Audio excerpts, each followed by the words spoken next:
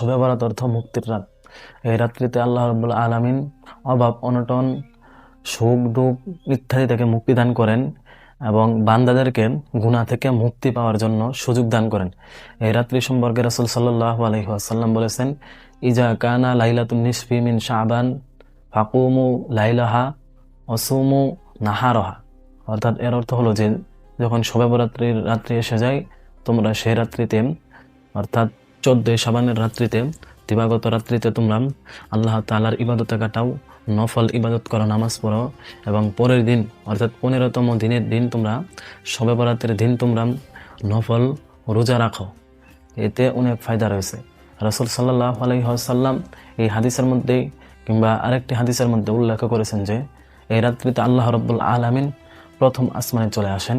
সেই রাত্রিতে আল্লাহ রাব্বুল আলামিন প্রথম আসমানে আসার পর বান্দাদেরকে ডাকতে থাকেন, হে বান্দা, এমন কোনো বান্দা আছো কি যে আমার কাছে চাইবে, যে যা চাইবে আমি তাকে তাই দেব? এমন কোনো বান্দা আসো যে তুমি গুনাহ করেছো, গুনার জন্য আমার কাছে মাপ চাও, আমি তোমাকে মাফ করে দেবো?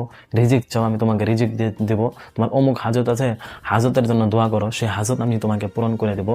আল্লাহ রাব্বুল আলামিন এইভাবে রাত্রি থেকে ফজরের আগ পর্যন্ত বান্দাকে মাফ করার জন্য, বান্দাকে তার পুরস্কার দেওয়ার জন্য আল্লাহ রাব্বুল আলামিন প্রথম আসমানে আসার পর ডাকে। তো আমরা যারা আছি ইনশাল্লাহ আমরা শবে বরাতের রাত্রিতে আমল করব, পরের দিন রোজা রাখবো। এবং আর একটি হাদিস বর্ণিত হয়েছে যে রাসূল আকরাম সাল্লাল্লাহু আলাইহি ওয়াসাল্লাম একদিন হযরত আয়েশা রাদিয়াল্লাহু তাআলা আনহার ঘরে আসলেন। এসে রাসূল সাল্লাল্লাহু আলাইহি সাল্লামের কাপড় মোবারক খুলে রাখলেন। খুলে রাখার পর আবার উঠে চলে গেলেন। হঠাৎ উঠে চলে গেলেন। তো হযরত আয়েশা রাদিয়াল্লাহু তাআলা আনহা চিন্তায় পড়ে গেলেন যে রাসূল সাল্লাল্লাহু আলাইহি সাল্লাম আসলেন, আবার চলে গেলেন। রাসূল সাল্লাল্লাহু আলাইহি ওয়াসাল্লাম কি আমার প্রতি রাগান্বিত কিনা, না কোনো কিছুতেই অসন্তুষ্ট হইলেন? তো তিনি সকল বিবিদের ঘরে খোঁজ নিতে লাগলেন হযরত আয়েশা রাদিয়াল্লাহু তাআলা আনহা। পরবর্তীতে তিনি কারো ঘরে পাইলেন না। তো তিনি পরবর্তীতে বাইরে গেলেন, কিংবা রাসূল সাল্লাল্লাহু আলাইহি সাল্লাম আসলেন, আসার পরে জিজ্ঞাসা করলেন, কিংবা তিনি বাইরে গেলেন। বাইরে গিয়ে তিনি দেখলেন যে রাসূল সাল্লাল্লাহু আলাইহি সাল্লাম জান্নাতুল বাকিতে কবরের জিয়ারত করতেছেন, দোয়া করতেছেন।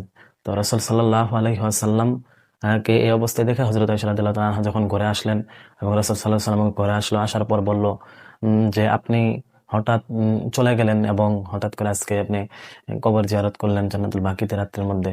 পরে রাসূল সাল্লাল্লাহু আলাইহি সাল্লাম বলল যে আমার কাছে জিবরাইল আলাইহিস সালাম এসেছিল, এসে বলল যে আজকে এমন একটি রাত যে রাত্রে আল্লাহ রাব্বুল আলামিন অসংখ্য মানুষকে নিয়ামত দান করেন, যা চাই তাই পূরণ করেন এবং মৃতদেরকে মাফ করেন। পূর্বে উল্লেখিত হাদিস এবং রাসূল সাল্লাল্লাহু আলাইহি সাল্লামের ঘটনার প্রেক্ষিতে আমরা 5টি কথা জানতে পারলাম যে এই রাত্রিতে আমাদের 5টি ইবাদত করা একান্ত প্রয়োজন। 1 নম্বরে হলো এই রাত্রিতে বেশি বেশি নফল নামাজ পড়া। 2 নম্বরে হলো পরের দিন নফল রোজা রাখা।